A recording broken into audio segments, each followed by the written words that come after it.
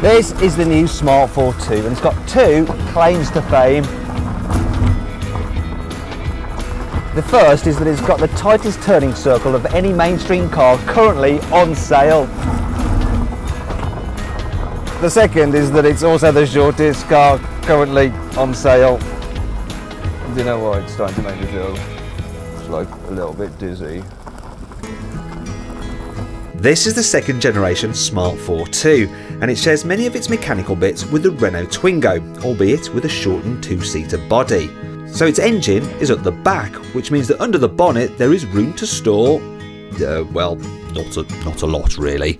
However, for a car that's less than 270 centimetres long, the boot is reasonably practical now, as long as you're not expecting it to be like a Mercedes E-Class. It's all right. Look, you can open up the glass window if you just need to load smaller items. There we go, that's nice and easy. And if you want to load larger items, you just pull up this handle and fold the bottom part of the tailgate down, and let's say you need to just take a break while you think about how you're going to fit all your stuff into this small boot. You can take a rest on it. Now you're probably thinking, wait a minute, that's a bit annoying having that there, it's eating into space. Don't worry, that's removable. So too, of course, is the parcel shelf, and it's very easy to remove, which is handy. Now let's say you've gone to IKEA, you've bought some flat pack furniture, you're like, oh no, I forgot I've got a smart car. You don't need to worry about that either, because you can fold down the front passenger seat. As for in-cabin storage, well, apart from the tiny glove box, it's pretty good. The door bins can hold a 2-litre bottle, there's a little drawer in the passenger footwell, you get 2 cup holders up front and another one towards the back which doubles as a mobile phone holder. Standard equipment on the Smart ForTwo includes climate control and Bluetooth. The upgraded premium model gets this screen in the centre of the dash. It has satellite navigation and rear parking sensors. But I actually think the normal stereo is good enough, especially as you can get a cradle for your mobile phone and then use it to run the car stereo, digital radio, various apps, and even satellite navigation. And that brings us on to the ForTwo's interior, which is just so full of character. In fact, this one feels like you're sitting in a Nike trainer. It's well built too, and you can choose from a range of colours. The Smart ForTwo is a brilliant little car for driving in town. And then there's that turning circle, because you can do U-turns wherever you like. Check this out. Hee hee, look, there we go. So yeah, that's ace if you're someone like me who's a little bit indecisive and doesn't know if they want to be going that way, or maybe, no, I definitely want to go this way again. Yeah, this way is much better. To help prevent accidents, lane keeping assist is optional, while a collision warning system is standard across the range, as is ISOFIX fittings for the passenger seat, hill hold control, and a system which auto-corrects the steering in high crosswinds. This latest ForTwo gets 2 new engines. They're both 3-cylinder petrols, and they'll both return over 67 miles per gallon, apparently, and they're both free from road tax.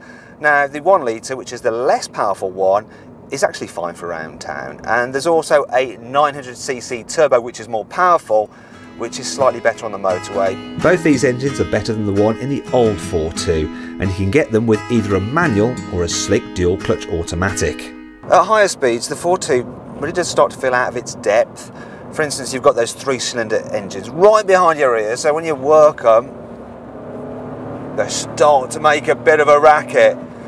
But most of all, the thing that I notice is you get this weird tyre roar that seems to echo around the back of the cabin. It's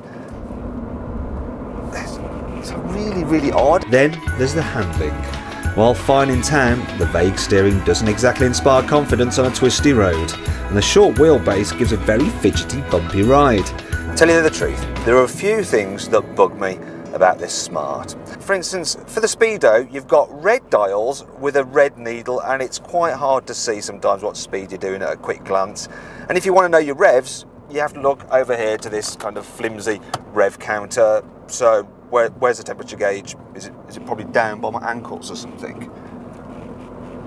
Maybe it's here on the trip computer. So there we go, let's cycle through. Is it there? Yeah, it's there, thank God. Actually, let's have a look what my MPG is.